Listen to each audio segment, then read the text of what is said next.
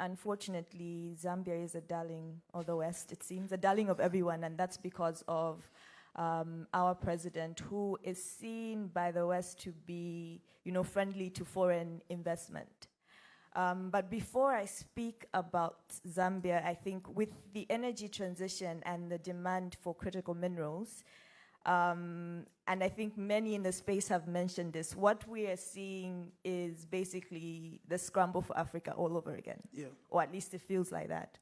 And this time it seems like the traditional leaders or the chiefs of the late 1800s, early 1900s are now our ministers, our presidents. And so coming from Transparency International Zambia, transparency is key in terms of what deals are being made. And I think this circles back to opportunities presented through the EITI. Also, from a Transparency International perspective, I think that, as you mentioned in your introduction, when you look at the energy transition, the corruption risks are very severe, especially if we do not manage and participate as civil society in this energy transition.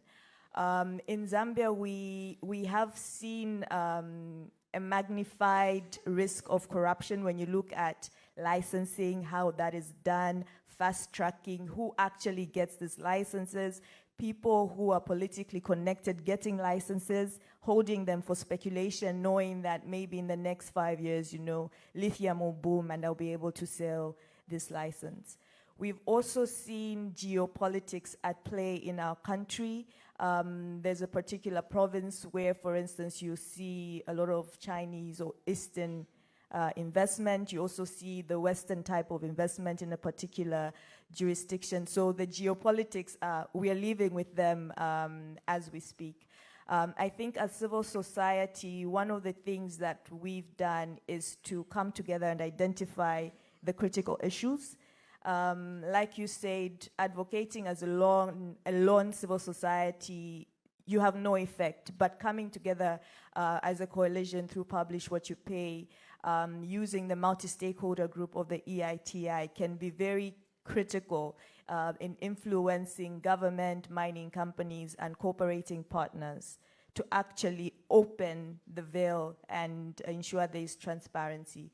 So I remember vividly when we had the infamous Memorandum of Understanding with DRC on the electric vehicles plant, and the US came on board. Yeah. By the way, that deal was signed during the US-Africa Summit, and it was all the rage and it was making waves, and everyone came back, it was quiet. And then as civil society, we said, look, show us this deal. What's the MOU? We haven't seen it.